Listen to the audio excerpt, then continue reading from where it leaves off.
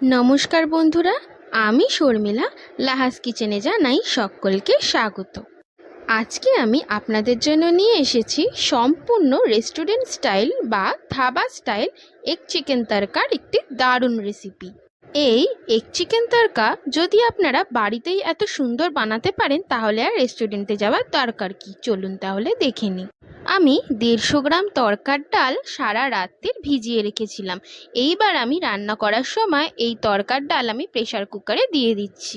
আর দিয়ে দেব যে বাটিতে ভিজিয়েছিলাম সেই বাটির হাফ বাটি জল, 1 চামচ নুন, 1 চামচ হলুদ গুঁড়ো, একটু বেশি করেই বাটার আর হাফ চামচ মতো সাদা তেল, সব দিয়ে আমি 3টে সিটি দিয়ে নেব। এরপর আমি কড়াই গরম করে কিছুটা কসুরি মেথি শুকনো খোলায় ভেজে হাত দিয়ে গুঁড়ো করে নেব। রেস্টুরেন্ট স্টাইল চিকেন তরকা খেতে গেলে কিন্তু অবশ্যই কসুরি মেথি ব্যবহার করতে হবে। এরপর আমি 100 গ্রাম পরিমাণের বোনলেস চিকেন কিমা নিয়ে নেব। তার মধ্যে মিশিয়ে দেব হাফ চামচ রসুন বাটা, হাফ চামচ আদা বাটা, দিয়ে দেব 1 চামচ ঝাল লঙ্কার গুঁড়ো আর হাফ চামচ পরিমাণে নুন। আমি চামচ দিয়েই সুন্দরভাবে কিন্তু চিকেনগুলোকে ম্যারিনেট করে নিচ্ছি। এরপর আমি নিয়ে নেব বড় চামচের 2 চামচ রসুন বাটা আর বড় চামচের 2 চামচ আদা বাটা। এরপর আমি কড়াই গরম করে 2 চামচ ঘি গরম বসিয়ে দেব। দিয়ে দেব হাফ চামচ বাটার আর সাদা তেল দিয়ে নেব আমি ছোট চামচের 3 চামচ। সব তেল আমি একসাথে খুব ভালো করে মিশিয়ে নেব। এরপর আমি 6 কোয়া রসুন টুকরো টুকরো করে কেটে আর 4টে কাঁচা লঙ্কা টুকরো টুকরো করে কেটে ওই তেলের মধ্যে ফোড়নের মতো করে ভালো করে নাড়াচাড়া করে নেব। রসুন আর কাঁচা লঙ্কা ফোড়ন ভালো করে নাড়াচাড়া করে আমি বড় সাইজের 2টো পেঁয়াজ ছোট ছোট করে কেটে ওর মধ্যে দিয়ে দেব। এর মধ্যেই আমি অ্যাড করে দেব আগে থেকে যে আদা রসুন পেস্ট করে রেখেছিলাম সেইটা। আদা আর রসুন খুব ভালো করে ফ্রাই করা হয়ে গেলে আমি কিন্তু আগে থেকে ম্যারিনেট করা চিকেনগুলো এর মধ্যে দিয়ে ভালো করে ফ্রাই করে নেব। চিকেনটা ফ্রাই করে যখন একটু তেল ছেড়ে আসবে সেই সময় আমি দিয়ে দেব 2টো টমেটো। মনে রাখবেন তরকাতে যেসব সবজি ব্যবহার করবেন সব সবজি যেন একটু ছোট ছোট করে কাটা হয়।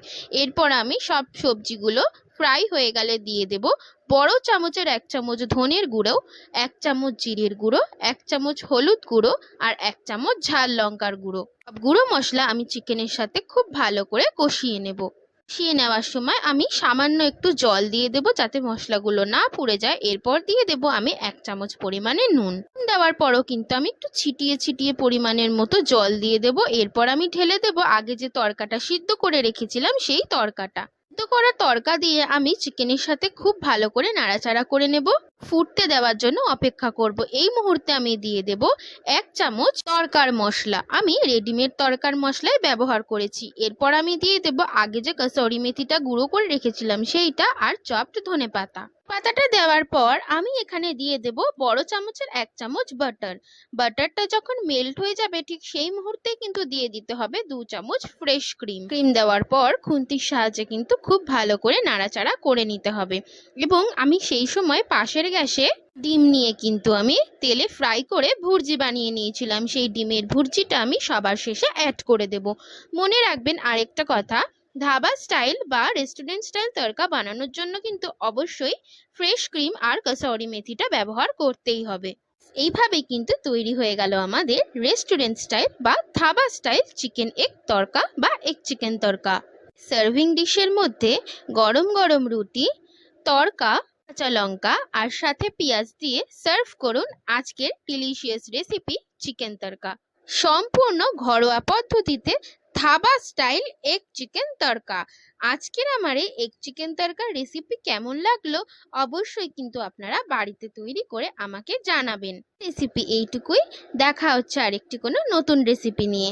এইরকমই আরও নতুন নতুন রেসিপি দেখার জন্য অবশ্যই কিন্তু সাবস্ক্রাইব করে নেবেন আমার চ্যানেল লাহাস কিচেনকে।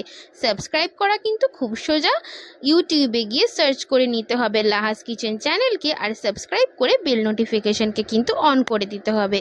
আর এই ভিডিও যারা ইউটিউব থেকেই দেখছেন তারাও কিন্তু আমার এই চ্যানেলকে সাবস্ক্রাইব করে ছোট্ট পরিবারের সদস্য হয়ে যাবে। আজকের মতো ভিডিও এইটুকুই, দেখা হচ্ছে আরেকটি কোনো নতুন রেসিপি নিয়ে। সবাই কিন্তু খুব ভালো থাকবেন, সুস্থ থাকবেন। টাটা।